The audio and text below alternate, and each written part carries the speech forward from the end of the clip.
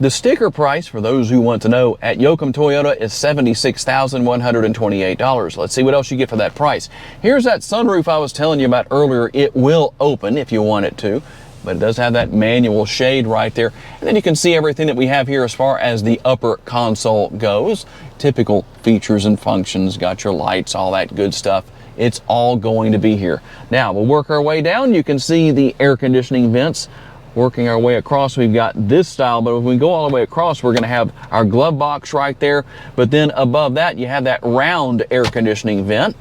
Kind of confusing my cameraman a little bit on doing things differently. But let's take a look at the passenger side door panel. We're going to have the nice large armrest once again, just like we did with the rear doors, but a larger door bin than what we had with the rear doors. Plenty of space where that is concerned. We're going to have power adjustable seats for the driver and the passenger that are both heated and ventilated. Here are our controls for our side view mirrors. You can leave those on or off. This button is what I pushed to fold those mirrors in earlier in the video. And then we're going to have one touch down, one touch up, and all four doors. That's a good thing. You can lock the windows if you want to, and you can see things such as your auto high beams. You can see some of our other controls here. I think you know what a lot of that is. Here's the button to open and close your power tailgate from the driver's seat. You need to push this button to open the gas door.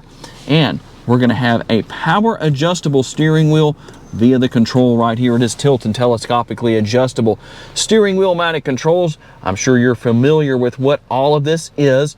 And then over here on the right hand side, the front and rear window wiper control. And then we're going to have everything for our fog lights and our headlights and tail lights right here. You can just leave that on auto if you want to. Whatever you need to do, that will be taken care of. But it's also a multitasker because it allows you to use your blinkers for those of you that have spent time studying how to do that, because I know a lot of you haven't, because I drive around you on the road. Now, we can go into settings right here if we want to and go through. We do have a head-up display, kind of hard to see right now, but you can see the adjustment is right there. So you know it's here, but you can see the different options depending on what you want to turn on and off or what you want to know about. You can also come back out of that screen. And if you want to know about your tire pressure, we can hit that arrow and arrow over to that area. There it is right there. A lot of you like to have that displayed, so you just arrow through. You can see what all you have where that is concerned. And we're going to have our digital rear view mirror right here. As you can see, you can make your adjustments to that. And there's actually quite a few. You can go through the different menu options, and then you make your adjustments via the two controls right here on the right-hand side, the two buttons. But if you want that to be a conventional rear view mirror, you can do that. Right here is going to be Home Link. So if you want to take care of programming in your garage doors, you have 3 different buttons for that. That's all going to be here, and you're good to go with that. Now, we'll work our way down. We're going to have the volume control and the button to turn the audio on and off with your JBL sound system that's here. We're going to give you a demonstration of that in just a bit. And then you can see everything that's here as far as the center screen goes. I like that it's vertical, it's flat. That's going to help reduce glare. You do have your navigation, everything for audio, your phones. You can deal with your connections right there. We can also come right here, and there's a few things to go through with vehicle settings. As far as that goes, there's climate and all that good stuff. You can make adjustments there. You also have your trip information that gives you some good details, as you can see right here. Depending on what you want to know, you can go with current, you can go with history, come back out of that. You've got off-road information as well. And there's a lot going on here. This is part of what I was telling you about earlier. It will give you all of your different details as far as what's going on, depending on the position of the front wheels. You can see that on the screen in real time. So in those off-roading experiences, you can take advantage of what we have right here. Vehicle alert, not going to be anything there right now, but if you had a vehicle alert, it would be right there. We're also going to have our settings right here, and there are quite a few different things to go through depending on what you need to know about or what you need to find. I'm not going to go into great detail on that.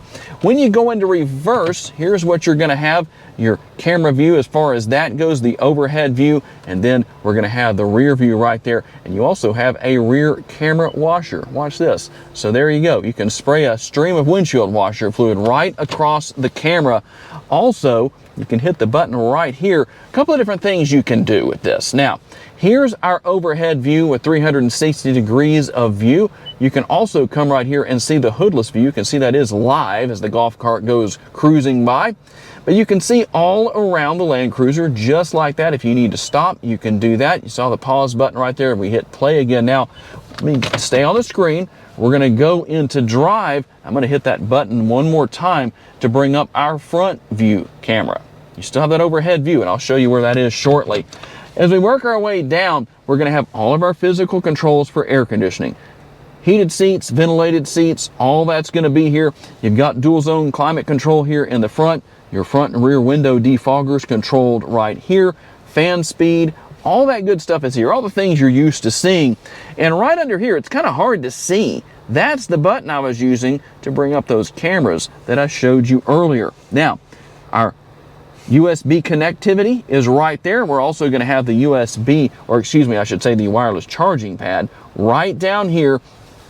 And then we can come over here and take a look at some of our different controls depending on what we might want to do. We can come in here and do that. You also have your drive mode selector, which is going to give you your different driving modes. You're going to have sport, normal, and eco. All of that's going to be here. And your conventional style shifter, that works really well. The power parking brake and brake hold mode. When you push that button, that means when you come to a complete stop, the brakes stay engaged until you push the gas pedal again. Traction control, you've got all of your other things here as well. You can see some of our other controls depending on what you need to do right there. And then right over here, we've got our four-wheel drive control, the selector for that. Also our cup holders. And the center console lid actually doubles as an armrest. You don't have any fold-down armrests built into these seats. I like this a lot more, at least in my opinion. A little bit less space than what you might expect as far as this area goes. When you open it, you expect all of this to be open.